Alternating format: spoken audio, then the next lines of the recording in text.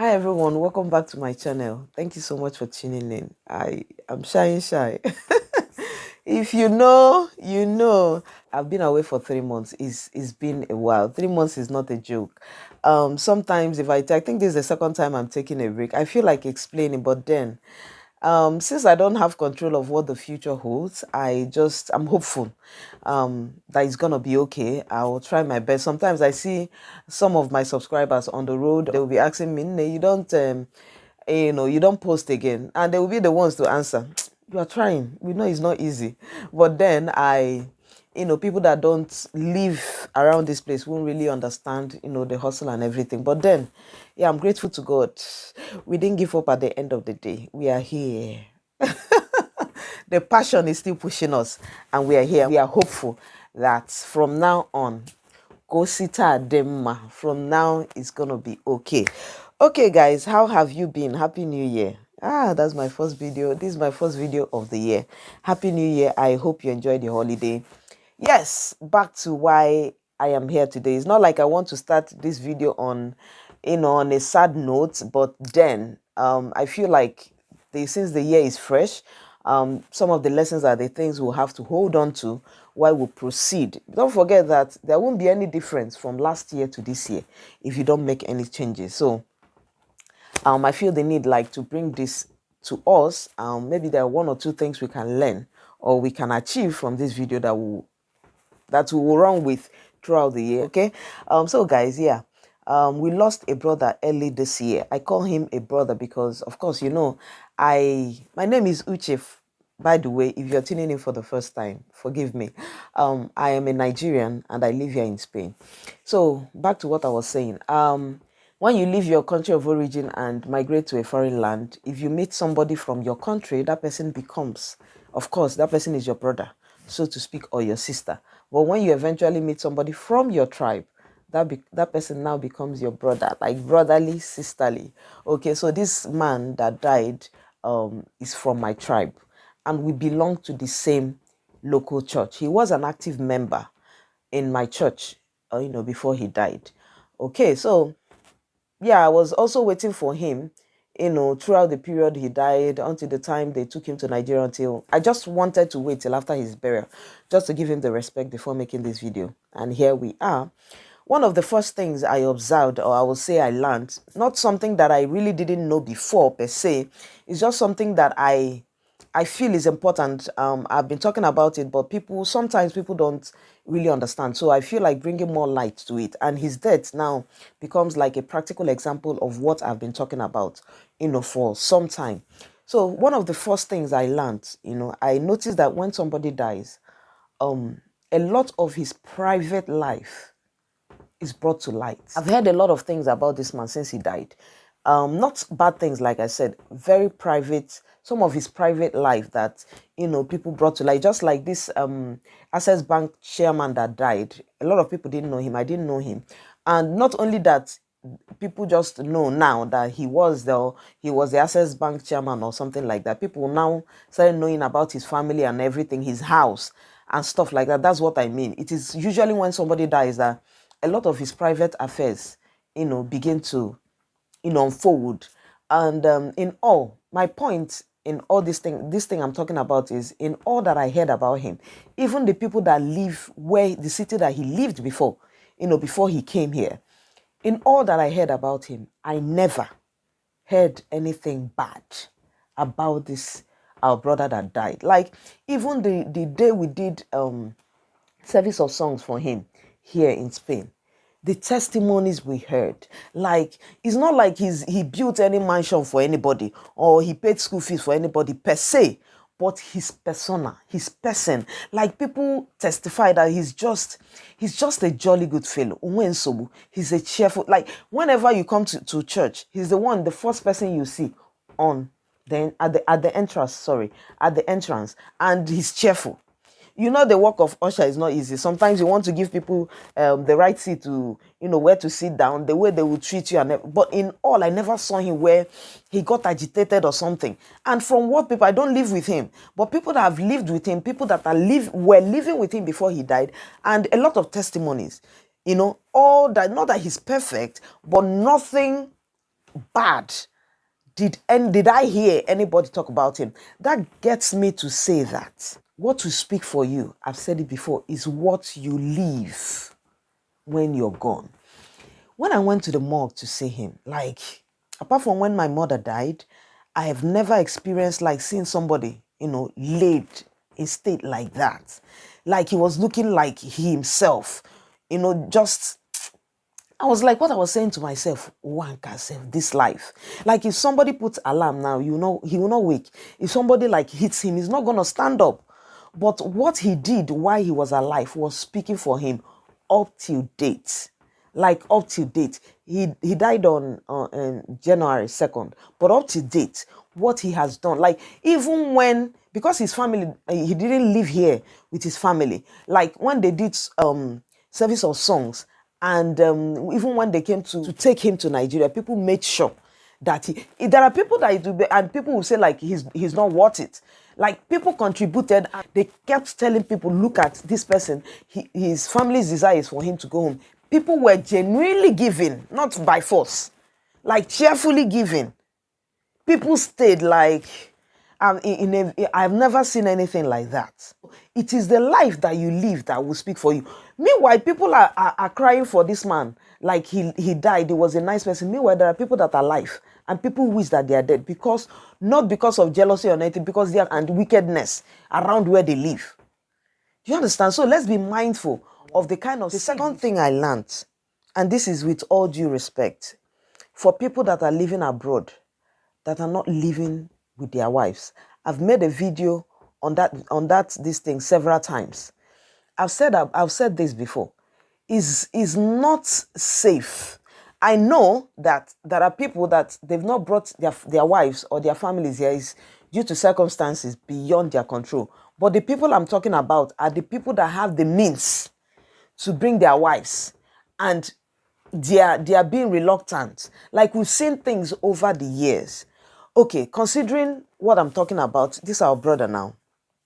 He died in one of the most peaceful states anybody can think of dying. Like he was not carried from one hospital to another. According to where we heard, he died in his sleep. But then nobody knew the state he was before he died. It could be that the situation he was a situation that he could be helped. Now, I remember a story one of my cousins told me, how she saved her husband while her husband was sleeping. Then it now occurred to me that there was a video I made about couple living in, sleeping in separate rooms. I remember there was a comment there that somebody said concerning, couples sleeping together, like living together and sleeping in the same room. Let me read that comment so that you understand, you get the right picture. I made that video 2 years ago. I got this comment. Like I said, it was a video I made concerning couple, sleeping in one room. And this comment, I'll put it here so that you can. Okay, one room for a couple is ideal. It helps couples to know each other better, and there is any impending danger, one can quickly dictate and solve the problem. From personal experience, if I had resorted to a separate room when I first got married and discovered the unpleasant snores from hubby, maybe we wouldn't have known about his health issues that made him snore like that. Upon my insistence, he had to see a doctor. That was how we found out a health issue that forced him to change his general lifestyle. I don't remember hearing him snore again for a very long time. Now, another example, which is the one I want to talk about, is she said, another example is my friend who noticed something was off with her husband's sleeping mode around midnight.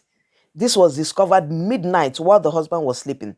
She tried to wake him up, but he was not responding. He was sleeping. She tried to wake him up, but he was not responding. It happened that the guy lost consciousness in his sleep. Amen? It happened that the man lost consciousness in his sleep. She rushed him to the hospital. The guy woke up after 2 days or so. I think it was some sort of stroke he had. If not for a quick intervention of his wife, I doubt if he would have seen the dawn of the day. So yeah, I will always commend one room for married couple. And Chichi, I want to thank you again for this comment. Okay, that's why I always like comment section. I learn from it. I learn from it a lot. So this is the comment a sister of mine, dropped. So now back to what I was saying. Nobody could say exactly what happened. Assuming it was this particular case, have you seen now that there would have been a possibility for him to be saved if that his wife was with him? It's not like people don't die if they are staying with their wives. So. But you have seen the practical example I'm giving. Like, I feel like I keep saying this when the time I talked about C-section and all that. I feel more pained when somebody, there is a death that could be avoided. And this, like, life ain't duplicate. Life doesn't have duplicate. As much as we can, let us, as delicate as life is, let us live life with the consciousness of that. And again, listen, the kind of job we do abroad, like in Nigeria, you have a leisure of help and all that. This is a man. Most men, because they are not living with their wife, they will cook sometimes, but sometimes when they come back, they are tired. And maybe if it's somebody that has health issue or something, and maybe, of course, you know the orientation of Africans, they cannot do without this. You see this swallow, they cannot do without it, and it's one of the fastest means you can just quench hunger as soon as you come back from work. And maybe the person might have a health issue, and it demands that the person has to stop or even minimize the quantity of this swallow that the person eats, and rice and carb in general. But you know, carb is our major food as Africans. So if you're an African, if he's a man, like, to take all those things too seriously, especially when you come back from work, you look for, an available food to eat. But if it's a woman that is around him, the woman would know. Like, if she doesn't want to lose her husband, she will try as much as she can.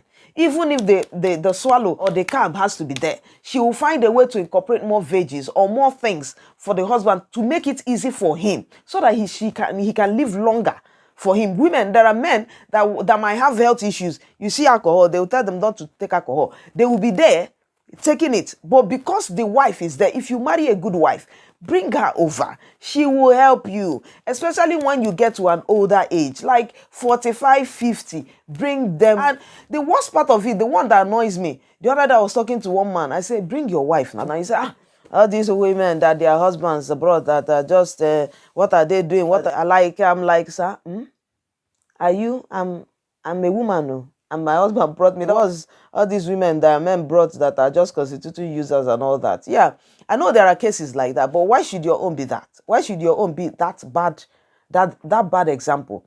You don't know that, maybe you don't know even if it's the fact that you're not living with your wife that she's misbehaving.